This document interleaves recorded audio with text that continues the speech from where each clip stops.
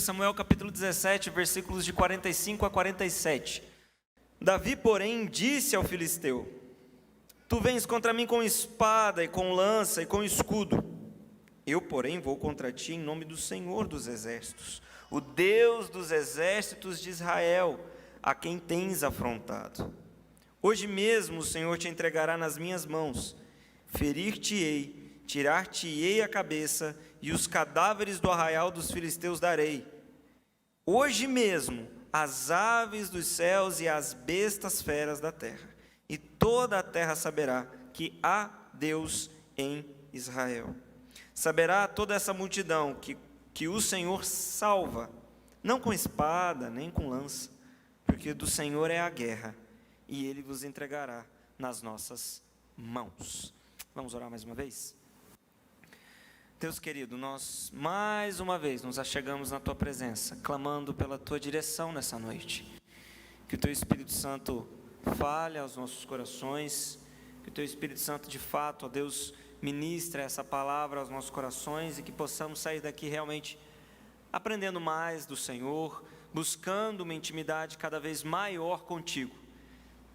Abençoa-me de maneira especial na ministração da Tua palavra, que, como o salmista mesmo disse, que as palavras dos meus lábios e o meditar do meu coração sejam agradáveis à Tua presença. Em nome de Jesus que nós oramos. Amém. Amém. Vencendo gigantes. Essa é uma história muito conhecida, principalmente você que cresceu na igreja, e crente desde o berço, você já deve ter ouvido muito essa história de Davi e Golias, que muitas vezes, infelizmente, é vista simplesmente como uma história infantil, uma historinha de criança, de um pequeno herói franzino que vence o grande vilão gigante. Mas não é bem assim que funciona. Essa história é real, ela aconteceu, a Bíblia é real, nós cremos nisso. E antes de qualquer coisa, eu preciso salientar, e eu vou salientar isso mais vezes ao longo da mensagem, que esse texto, o grande objetivo dele, o maior objetivo aqui, é glorificar a Deus. Independente de nós estarmos falando, trazendo isso numa aplicação mais pessoal para nós, a respeito dos gigantes que nós enfrentamos ao longo da vida, eu preciso reforçar que o texto aqui está falando da glória de Deus. Se você observar o texto, o trecho que nós acabamos de ler, Davi fala o tempo todo, é Deus quem batalha, a vitória é de Deus, a batalha é do Senhor, é Deus quem vai vencer, o povo vai ver, a glória será entregue a Deus, a glória é de Deus, a glória é de Deus e a glória é de Deus. Então grave isso no seu coração durante todo o estudo da mensagem nessa noite. Tenha isso como um alerta aí na sua mente o tempo todo. Mas é claro, que nós podemos também olhar para o gigante Davi como uma ilustração dos gigantes que nós enfrentamos ao longo da nossa caminhada cristã.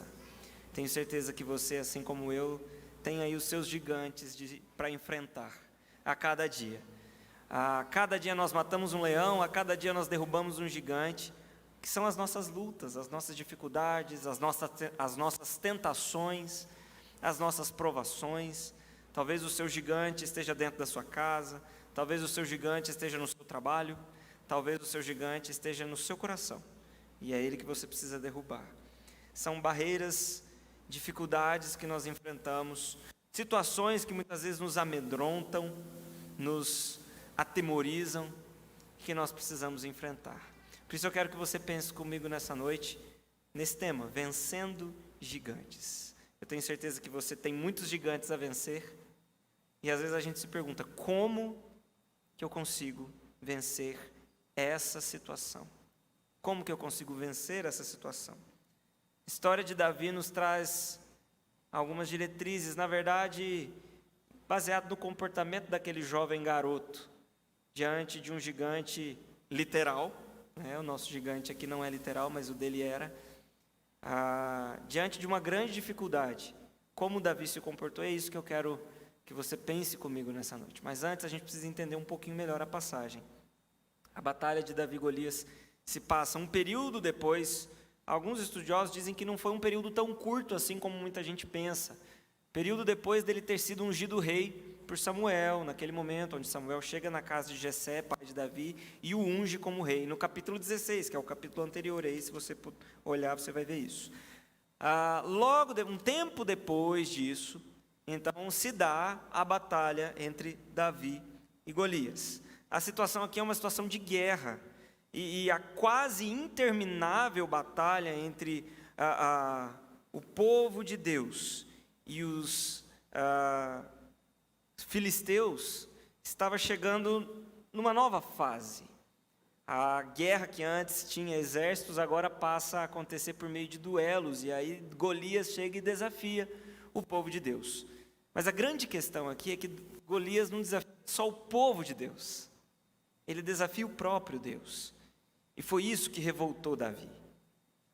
Davi não se colocou naquela situação apenas para vencer ou para se mostrar como grande, garoto daquela situação, aquele que humilhou todo o exército, porque ninguém naquele exército quis se colocar naquela situação com Golias. Então ele falou, não, eu vou lá porque eu sou melhor. Não foi assim. O que revoltou Davi, o que deixou Davi indignado o tempo todo, foi a afronta que Golias fez com relação ao Deus de Israel. Davi não se aquietou, enquanto ele não viu aquele gigante calado com relação às afrontas que ele estava fazendo ao Deus de Israel. Golias desafiou o povo de Deus, zombou do Deus daquele povo. Nenhum soldado do exército de Saul teve coragem de gigante. Nenhum. O povo tudo correu de medo. Alguns estudiosos dizem que Golias tinha cerca de 4 metros, pouco mais de 4 metros de altura. Não era um gigante como normalmente a gente vê aí nas histórias infantis. Era um homem muito alto, 4 metros, você pensa aí, mais ou menos essa parede, ou até, é alto, é coisa grande. Um gigante de 4 metros e pouquinho, muito forte, muito pesado, e ninguém teve coragem de enfrentar aquele homem. Um exército inteiro correu, mas aquele jovem teve coragem de enfrentar. Por quê? E a grande pergunta que eu me fiz, me deparando com esse texto há algumas semanas, durante o meu estudo devocional, por que Davi teve tanta coragem? Eu creio que Davi sentiu medo, sim.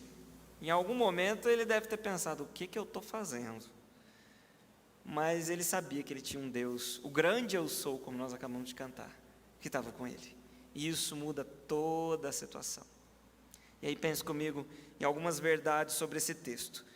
Vencendo gigantes. Então, qual deve ser a nossa postura ao enfrentar os nossos gigantes? Como eu disse no início, você tem os seus gigantes, eu tenho os meus gigantes, as nossas batalhas, as nossas lutas, que por vezes parecem impossíveis de serem vencidas.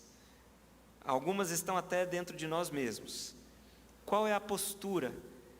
Com base na postura do próprio jovem Davi, qual deve ser a nossa postura? Primeira coisa que a gente precisa fazer, olhar para o Senhor. Olhar para Deus. Perceba, olhe comigo os versículos 28 e 29 desse texto. Vamos pensar aqui algumas coisas. 28 e 29. Ouvindo Eliabe, seu irmão mais velho, falar àqueles homens, acendeu-se-lhe a ira contra Davi e disse, por que desceste aqui? E a quem deixaste aquelas poucas ovelhas no deserto? Eu conheço a tua presunção e a tua maldade, desceste apenas para ver a peleja. Respondeu Davi, que fiz eu agora? Fiz somente uma pergunta. Agora acompanhe comigo o versículo 33. Porém Saul disse a Davi, contra o filisteu não poderá ir e pelejar contra ele, pois tu és ainda moço, e ele guerreiro desde a sua mocidade. Agora vamos para os versículos 41 e 42. O filisteu também se vinha chegado a Davi, e o seu escudeiro ia diante dele.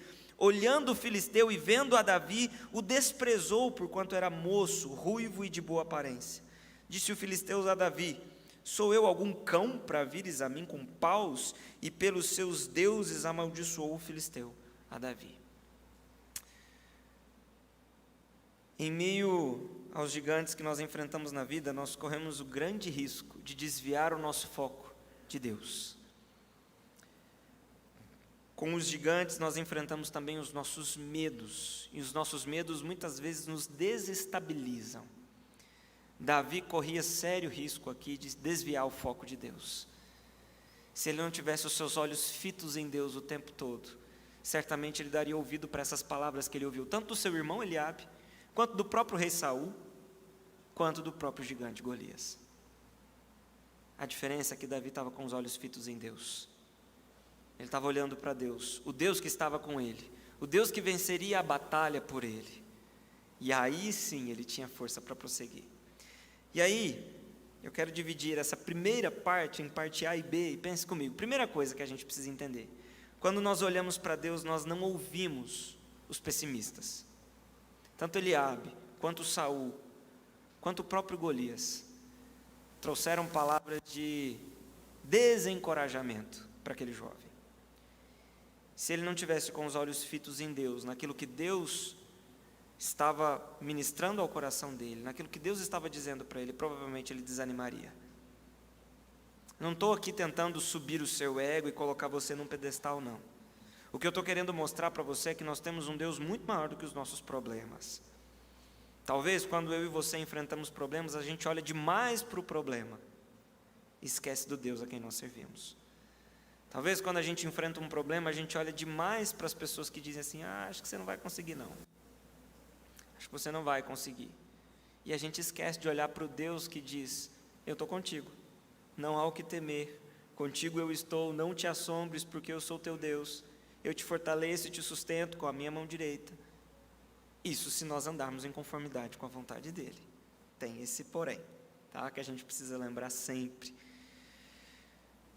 Hernandes Dias Lopes, em um dos seus sermões sobre esse mesmo texto, ele cita o autor Alexandre Rangel em seu livro As Mais Belas Parábolas de Todos os Tempos, onde ele conta a história de um homem que vivia à beira da estrada vendendo cachorros quentes. Esse homem não tinha rádio e, por uma deficiência de visão, ele não conseguia ler os jornais. Em compensação, vendia muito os seus cachorros quentes.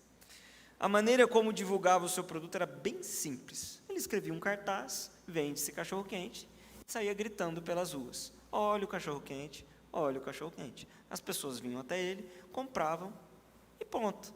Era muito simples. Era o melhor marketing para aquela época. Não havia redes sociais, não havia aí outras maneiras de você vender o seu produto, a não ser o boca a boca mesmo. Entusiasmado então com o resultado bom das vendas, ele decide ligar para o seu filho e contar: filho, olha, estou com um negócio muito bom, estou vendendo muito cachorro quente e as pessoas estão comprando.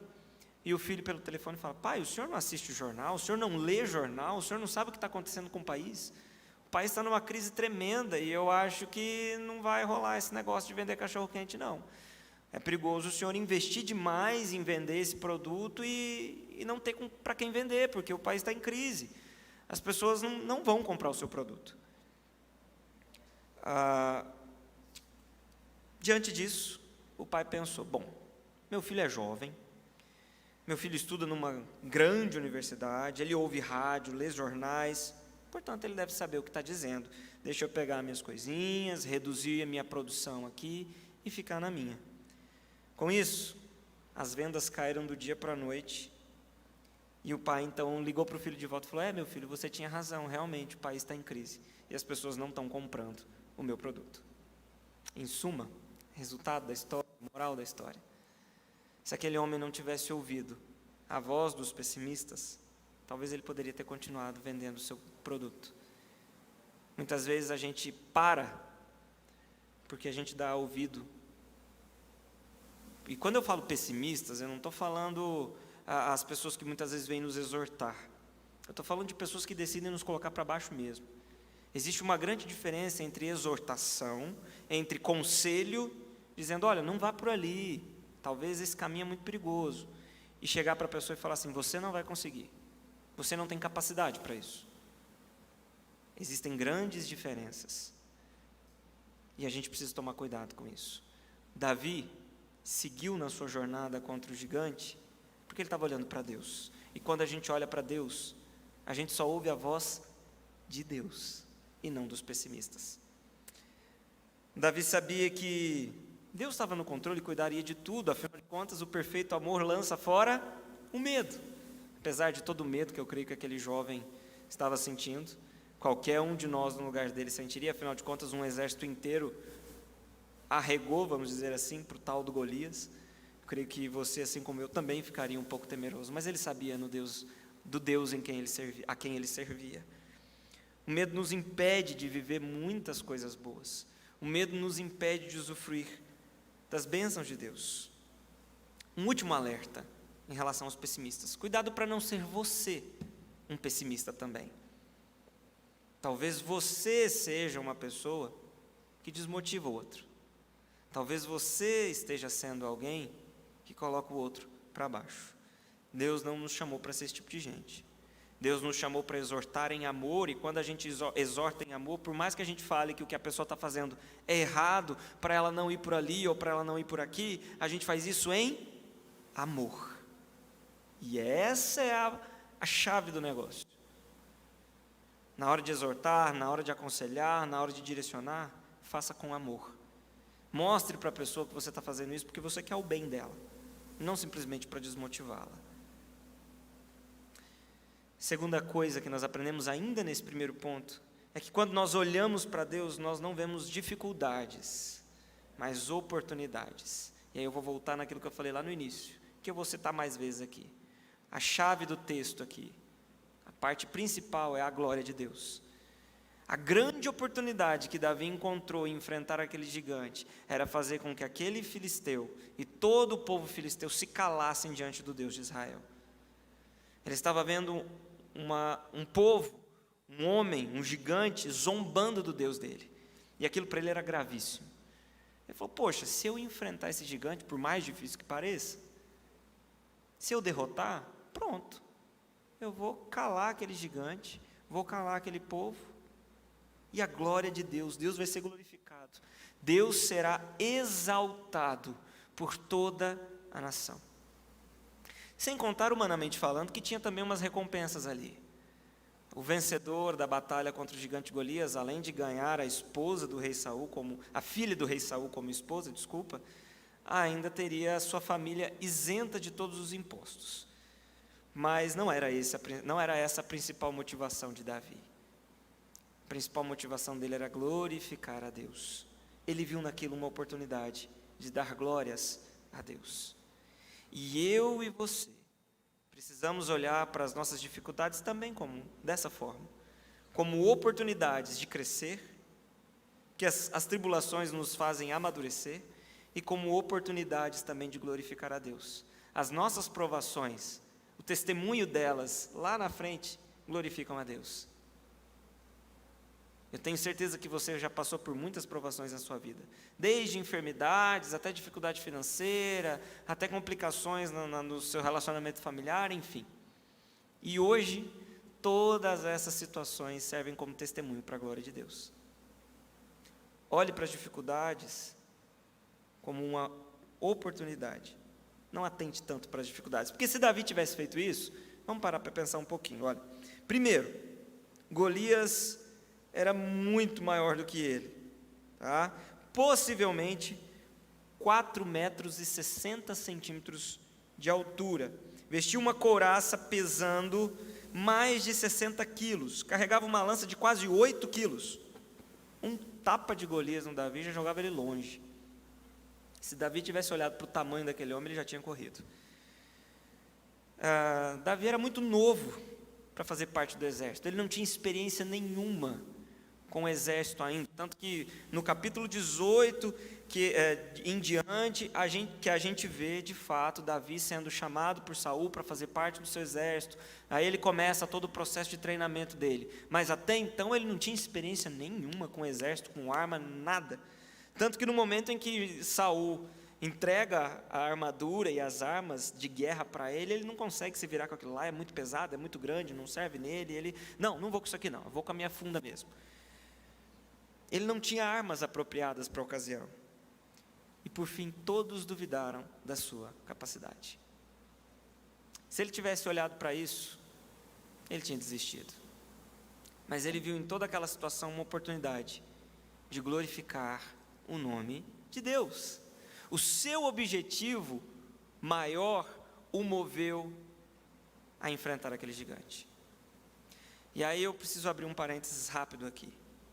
O nosso maior objetivo de vida precisa ser sempre glorificar a Deus, em tudo que a gente faz, assim como foi com Davi. Independente se ele receberia a filha do rei como esposa ou isentaria a sua família dos impostos, o objetivo maior daquele jovem, ele cita isso o texto praticamente todo, era glorificar a Deus. O resto, vinha de brinde. Era só um adendo do objetivo final que ele tinha para a vida dele. Eu e você precisamos enfrentar as nossas lutas, as nossas batalhas, sempre com foco em Deus, na glória de Deus, porque é para isso que nós estamos aqui, é para isso que nós existimos, para glorificar a Deus. Realmente, humanamente falando, parecia impossível vencer aquele gigante. A gente só consegue tirar o foco dos problemas quando a gente olha para o Senhor. O salmista, no Salmo de número 121, versículo 1 e 2, ele diz: elevo os meus olhos para os montes. De onde vem o meu socorro? O meu socorro vem do Senhor, que fez os céus e a terra. Ele tinha essa certeza, que o seu socorro vinha do Senhor, que fez os céus e a terra. O grande eu sou, como nós cantamos aqui há pouco. Quando nós temos os nossos olhos fixos em Deus, o que acontece ao nosso redor não nos interfere, não nos atemoriza, não nos paralisa. Existe uma canção que eu gosto muito, que ela diz, se eu estou com Deus, né? Ao longo da letra ela vai falando e chega no refrão ela fala, se eu estou com Deus, pode cair o mundo, porque eu estou em paz. Pode cair o mundo, mas quando eu tenho os meus olhos fixos em Deus. Segunda coisa que nós aprendemos com as atitudes de Davi diante dessa guerra aí com o gigante Golias: descanse na soberania de Deus. Primeira coisa que você precisa entender: Deus é soberano sobre todas as coisas. Deus coloca gigantes em nossa vida. Deus tem esse propósito. Muitas vezes os gigantes que aparecem na minha e na sua vida são colocados ali por Deus. Essa é a primeira parte dessa segunda parte, dividindo aí em subtópicos. Deus permite gigantes em nossas vidas. Por vezes, Deus vai colocar gigantes na sua vida para você crescer, para você amadurecer, para você descobrir talvez talentos que você nem sabia que tinha, para você descobrir talvez habilidades que você nem sonhava que tinha. Estamos aqui todos nós em meio a uma pandemia, um gigante desse tamanho, e eu creio que você, assim como eu, durante esse 1 ano e meio já praticamente de pandemia, descobriu talentos que você não sabia que tinha, habilidades que você não sabia que tinha, e descobriu muitas coisas que você não sabia fora da pandemia. Deus permite gigantes na nossa vida. Então entenda que quando surge um gigante, uma dificuldade, um problema, uma provação, Deus continua no controle. Ele continua sendo soberano a despeito daquela situação. O texto, é interessante que o texto vai falando que Davi foi conduzido por Deus o tempo todo. Primeira coisa que a gente percebe: Davi não ficava o tempo todo no acampamento de Saul. Ele passava temporadas com o rei na sua casa, conforme se fazia necessário. O versículo 15 vai falar isso para nós, porque o versículo 15 diz assim: Davi, porém, ia a Saul e voltava para apacentar as ovelhas de seu pai em Belém. Ele ia para tocar a harpa para Saul e tudo mais, então ele não ficava o tempo todo ali. Aquele momento em que ele chegou ali, foi porque de fato Deus mandou ali. O seu pai, em determinado momento, falou: olha, vai levar queijo para os seus irmãos, vai lá, leva e vê como que eles estão. E aí ele chegou naquela situação e percebeu que aquele gigante estava afrontando o Deus de Israel. Nós cremos que isso não foi por acaso, nós não cremos em acaso. Deus colocou Davi ali, Deus conduziu Davi até aquele gigante. Por vezes, Deus vai nos colocar diante de situações como essas, difíceis, para a gente enfrentar e para a gente crescer, para nos provar, para nos testar. Sempre que ele era chamado para ajudar Saul, Davi deixava o seu rebanho com um homem de confiança e se apresentava ao acampamento. Ele não foi chamado pelo rei. Então todos esses fatores nos mostram que de fato Deus conduziu todas as coisas para que Davi estivesse ali naquele momento, naquela hora, com aquelas pessoas daquele jeito. Davi era um homem conduzido pelo Espírito Santo de Deus. Todas as suas ações eram direcionadas pela vontade de Deus, porque ele era submisso a ela. Davi sabia que Deus o havia conduzido ali até aquele lugar, e que se ninguém tinha se levantado para derrubar aquele gigante, poxa, então sou eu. Deus abriu as portas para eu chegar até aqui, Deus me conduziu até aqui, ninguém deu conta de derrubar esse gigante até agora, então sou eu, não vou correr da minha responsabilidade, eu que tenho que fazer isso, porque Deus permitiu que isso acontecesse. Se Deus me pôs aqui, Ele vai me capacitar. Lembre-se sempre disso. Se Deus te colocou em determinada situação, e aí a gente também precisa estar em intimidade com Deus para saber realmente se Ele está nos colocando ali, ou se é o nosso coração pecaminoso que está nos levando até determinada situação. Isso a gente também precisa ter em mente sempre. Mas se Deus me colocou em determinada situação, Ele vai me capacitar para vencer aquela batalha, e é nele que eu vou vencer.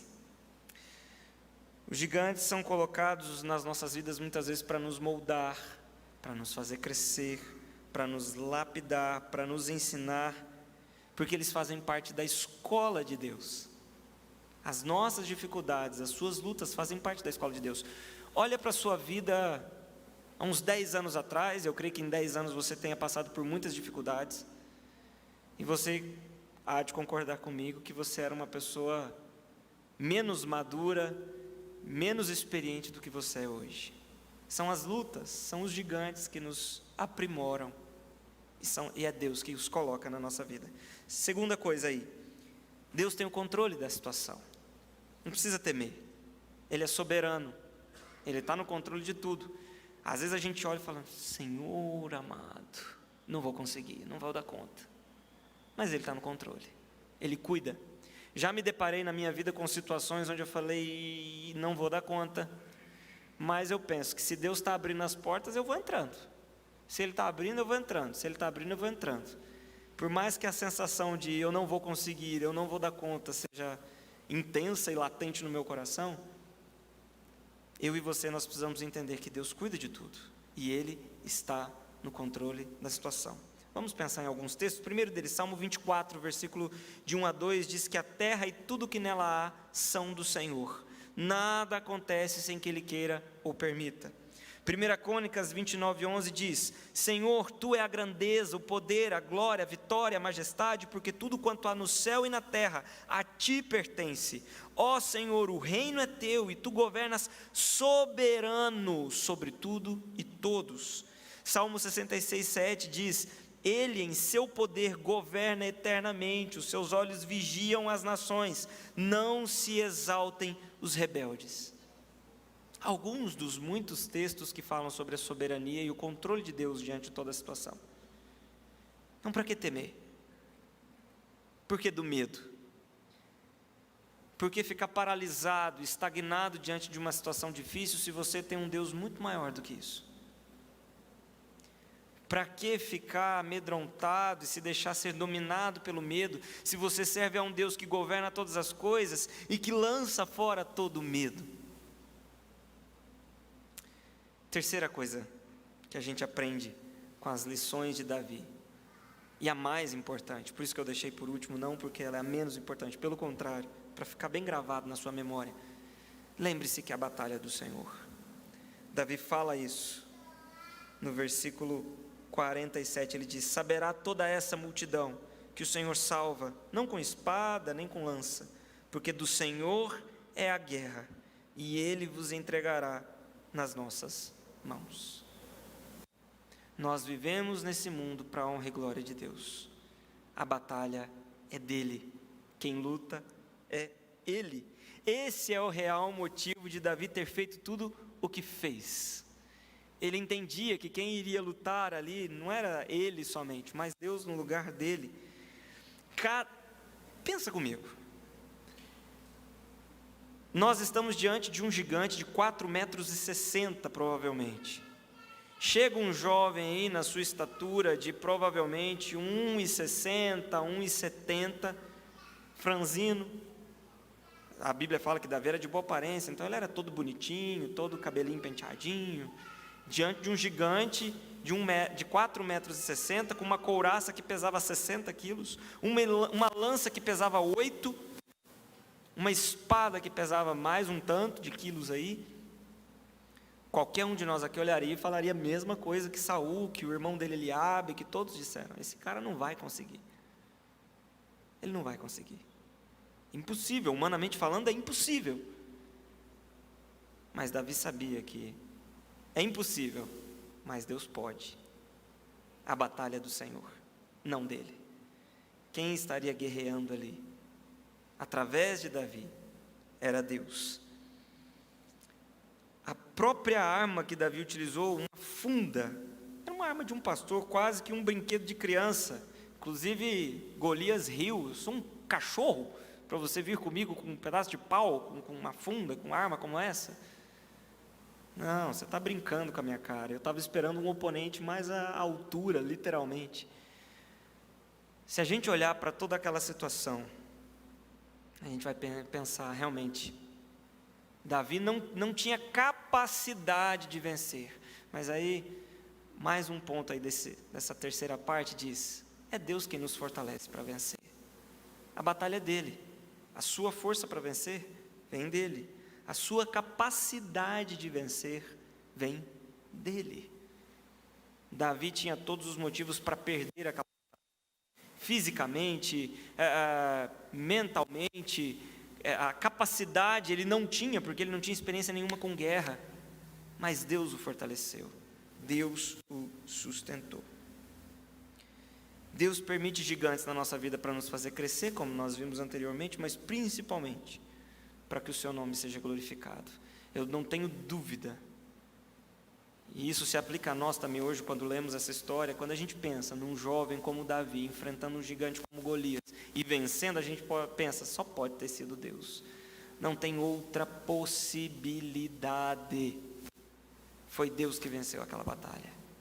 E foi isso que toda aquela nação, todo aquele exército, tanto de Saul quanto dos filisteus, pensou e entendeu naquele momento.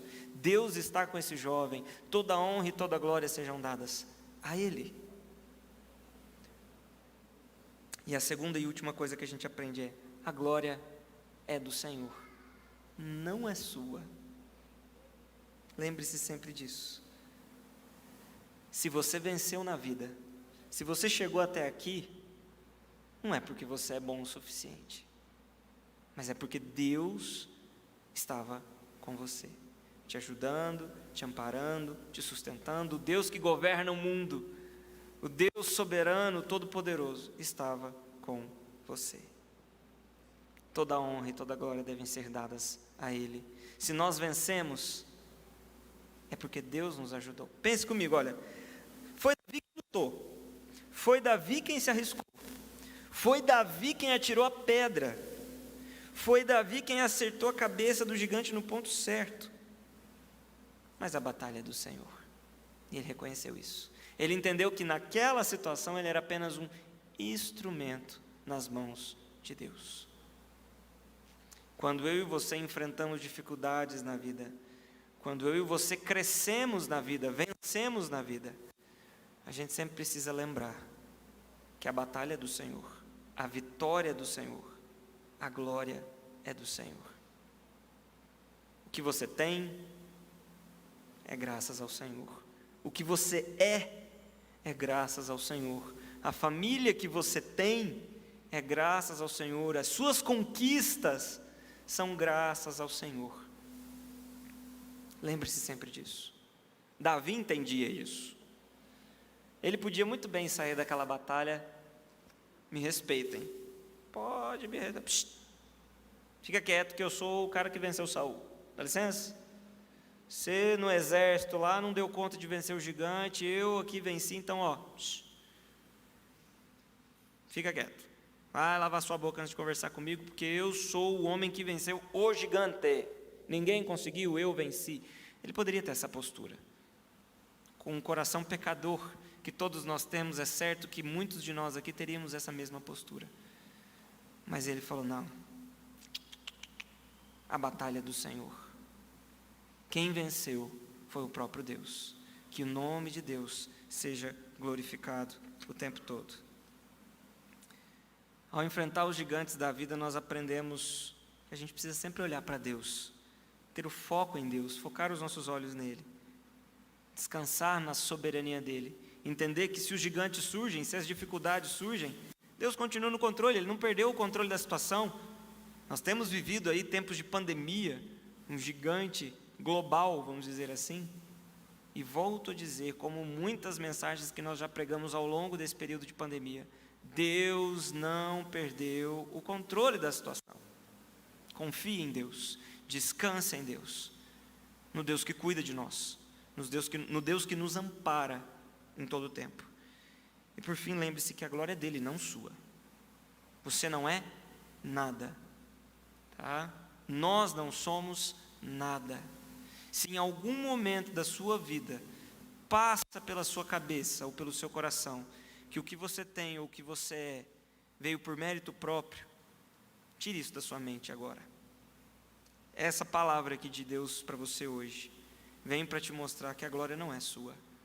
Você não tem esse poder, você não tem essa capacidade, mas o Deus que luta por você, e esse sim, tem a capacidade de fazer isso e muito mais do que nós pedimos ou pensamos. Eu quero deixar aplicações para 3 grupos de pessoas, na verdade, uma para cada um. Primeiro, para os que estão em meio a uma batalha. Se você está em meio a alguma batalha, desafiando algum gigante nesse momento, por vezes eles parecem invencíveis. A gente acha que eles vão derrubar a gente fácil. A gente acha que no primeiro embate já vai ser vencido. Mas lembre-se de tudo isso que a gente estudou nessa noite. Lembre-se que Deus é contigo. O Deus que você serve é muito maior que o gigante que você enfrenta. Se o gigante está sendo grande, lembre-se que Deus é muito maior, infinitamente maior. E aquiete o seu coração nesse Deus. Descanse nele, olhe para ele e dê a ele toda a honra e toda a glória. Para os que já venceram algum gigante, eu creio que todos nós talvez nos enquadramos nas 2 situações. A gente tem gigantes a enfrentar e a gente já enfrentou muitos e já venceu muitos. Mas lembre-se que você não é tudo isso que você está achando que você é, não. Tá? Se você venceu, é porque Deus lutou por você. E a glória é dele. A honra é dele. Você não é, como diz o ditado popular, você não é essa Coca-Cola toda. Baixa a bola um pouquinho. E exalte a quem realmente precisa ser exaltado, o Deus Todo-Poderoso. Nós fomos criados para a glória dele. Qual é o fim principal do homem, igreja presbiteriana? Glorificar a Deus e gozá-lo para sempre.